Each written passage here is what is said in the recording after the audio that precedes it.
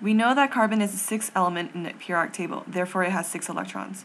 Its ground state electronic configuration is 1s2, 2s2, 2p2. When carbon wants to bond, it goes into its excited state, for which the electronic configuration is 1s2, 2s1, 2p3. Since the first energy level is already occupied, the electrons in this level will not change or move, only the ones in level 2. Remember that the s sublevel is shaped as a sphere and contains only one orbital. The p sublevel is shaped as a peanut and contains 3 orbitals. Orbital hybridization is a combination of atomic orbitals which allows carbon to make different types of bonds.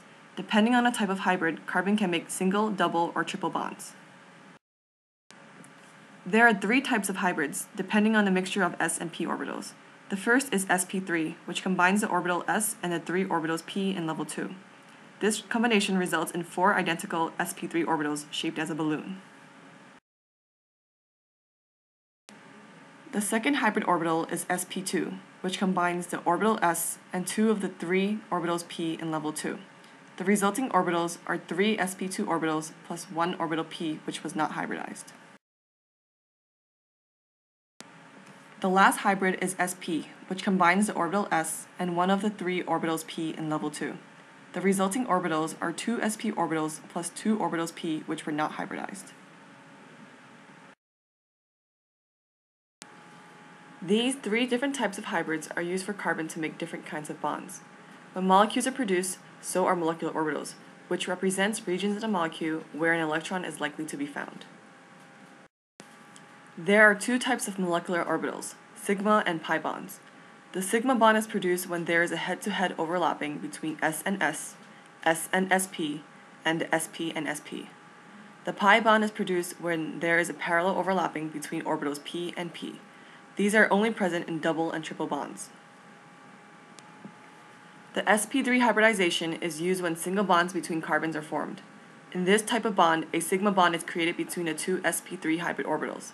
Furthermore, sigma bonds are also created between the s orbital in hydrogen and the sp3 hybrid orbital in carbon.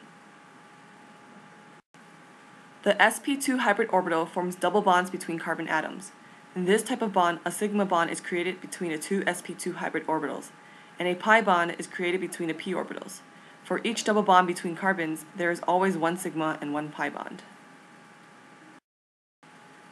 The sp hybrid orbital forms triple bonds between carbon atoms.